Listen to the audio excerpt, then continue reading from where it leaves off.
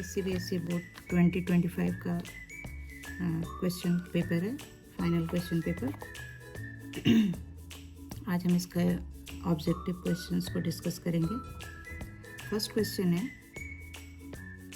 Assertion reasoning से है, जिसमें कथन है सभी विनिर्माण उद्योग कच्चे माल के साथ जुड़े हुए हैं। इसका रीजनिंग दिया हुआ है। कारण संसाधन मनुष्य के जीवित रहने के लिए आवश्यक हैं। दोनों ही कथन सही हैं। ये भी सही है कि विनिर्माण उद्योग कच्चे माल के बिना नहीं हो सकता और संसाधन मनुष्य के लिए आवश्यक हैं, ये तो जानते ही आप। तो यहाँ पर आंसर इसका होगा कि ए और आर दोनों सही हैं, लेकिन आर ए की सही व्याख्या नहीं है।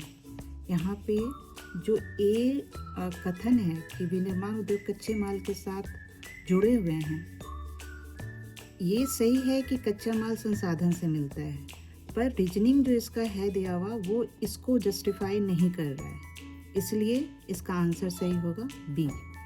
सेकंड क्वेश्चन है निम्नलिखित में से कौन से खनन से संबंधित कथन सही हैं? सही विकल्प चुनिए। प्राचीन काल में खनिजों का उपयोग औजार तथा हथियार बनाने के लिए किया जाता था। सभी विकसित देश अपने विकास के लिए अधिक खनिजों को निकालते हैं। खनन का वास्तविक विकास औद्योगिक क्रांति के पश्चात हुआ। खनिजों की खोज की कई अवस्थाएं हैं। इस तरह का जो विकल्प आता है तो इसमें हमें देखना होता है कि कौन से कथन इसमें सही हैं और कौन सा नहीं है, और आपको इसमें क्वेश्चन को बहुत अच्छे से ध्यान से देखना है।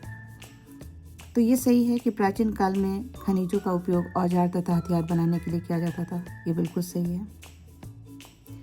खनन का वास्तविक विकास औद्योगिक क्रांति के पश्चात हुआ, ये भी सही है।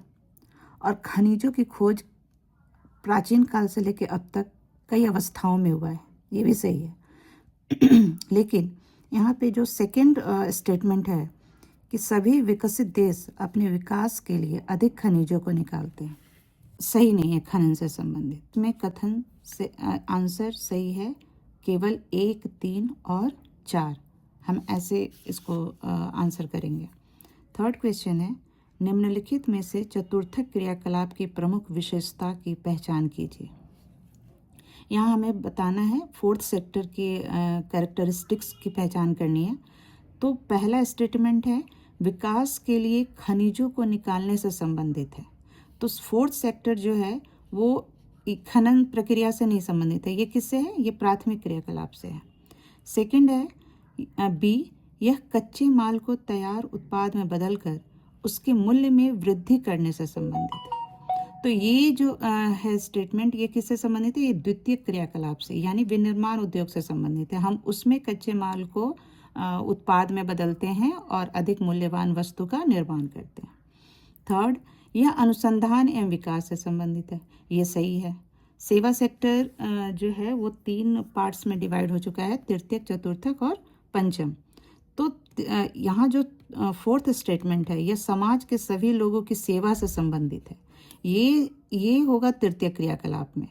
पर फोर्थ जो हमारा है वो रिसर्च एंड डेवलपमेंट से रिलेटेड है। तो ये यहाँ पे आंसर कौन सा सही होगा? यह अनुसंधान एवं विकास से संबंधित है।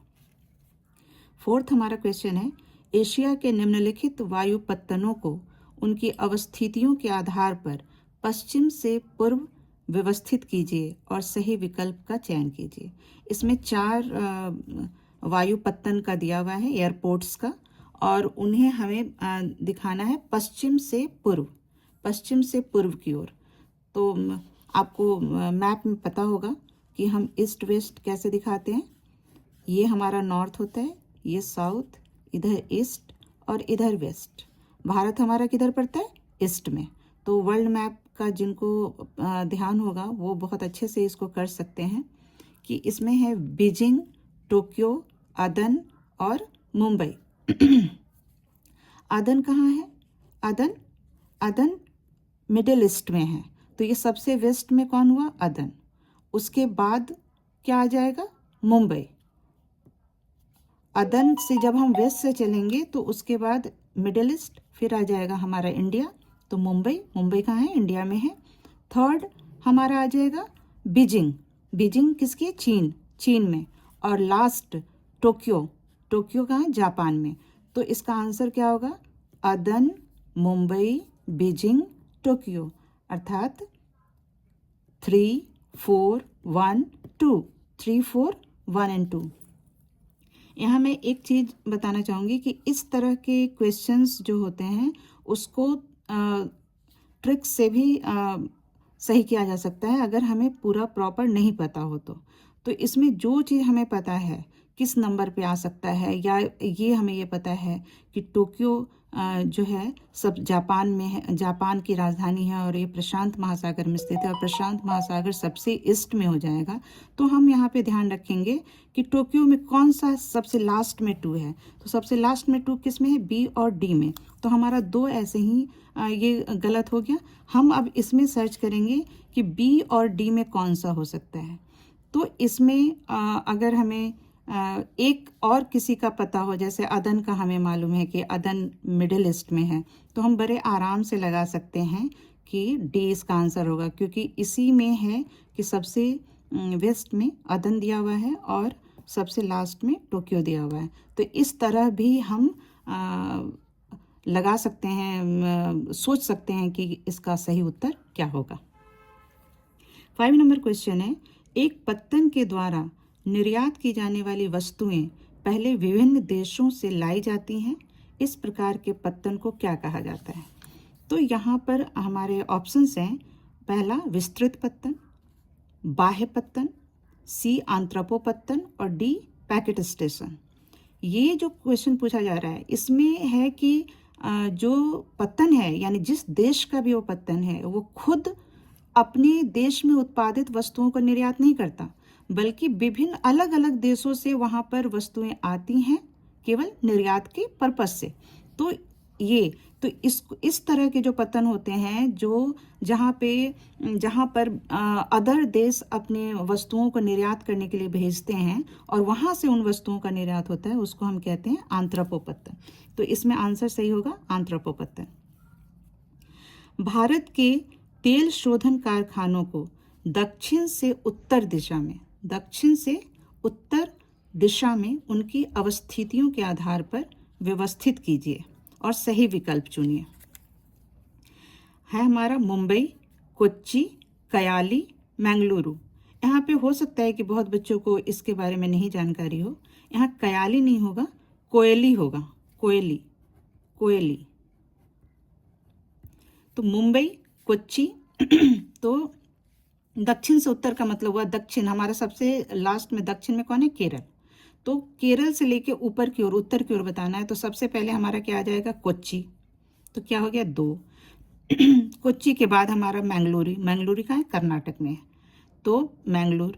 उसके बाद मुंबई, महाराष्ट्र, मुंबई। और कोयली है गुजरात में। तो हमारा ये क्या हो गया? केरल, कर्नाटक, महाराष्ट्र एंड गुजरात। तो हमारा आंसर क्या हो जाएगा? 2, 4, 1, 3। 2, 4, 1, 3 यानी आंसर बी।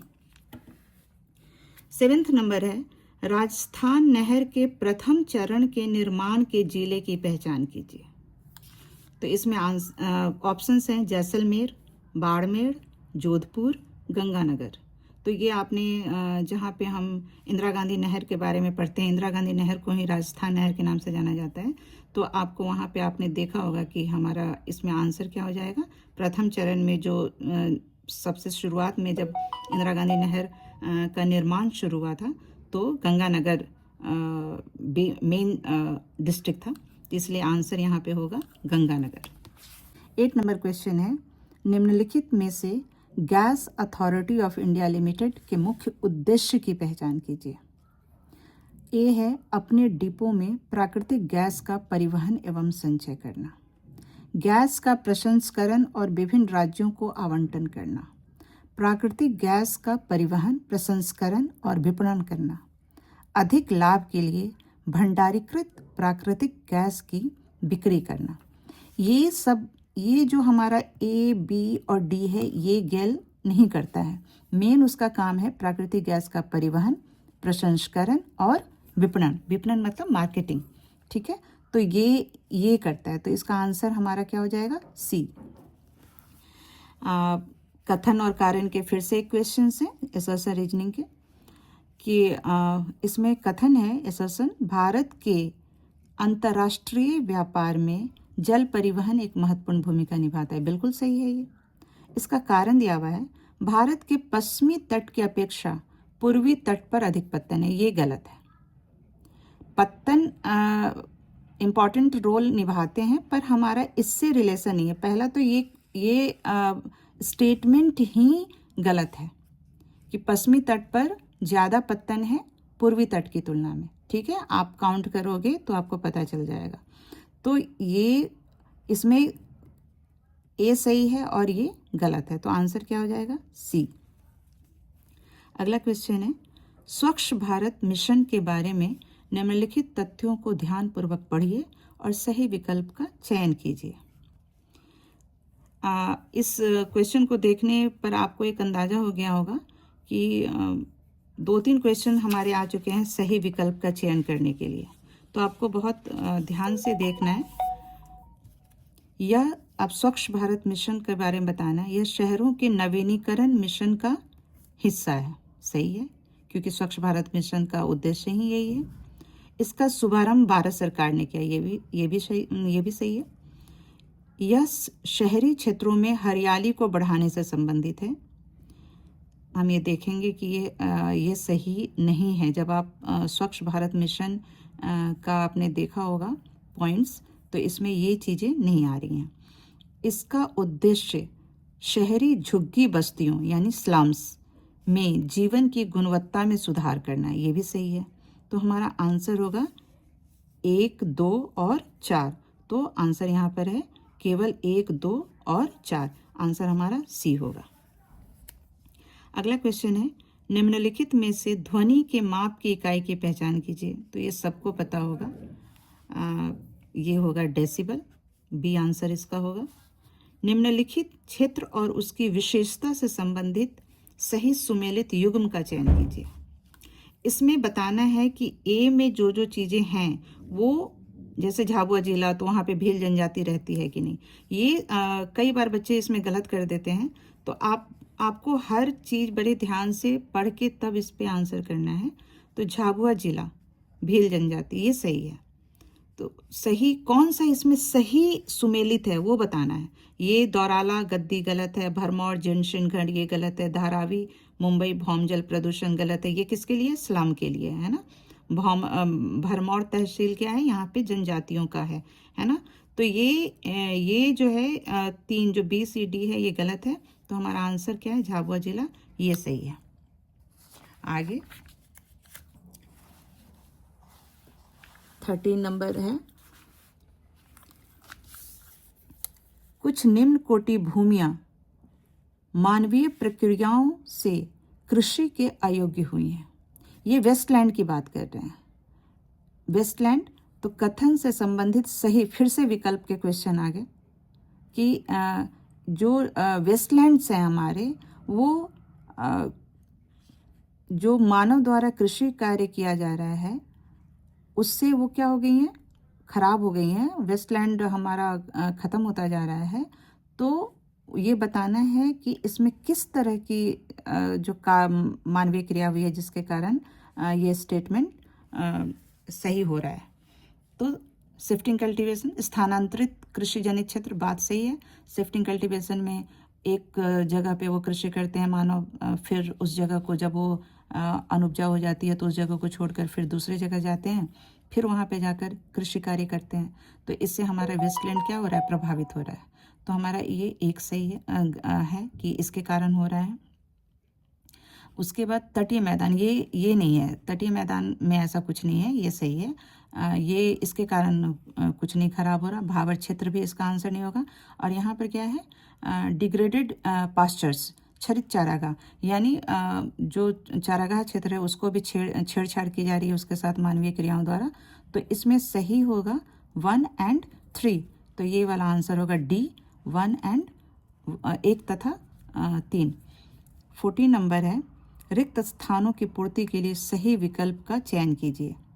अनुमान है कि 2050 तक विश्व की डैश जनसंख्या शहरी क्षेत्रों में रहेगी।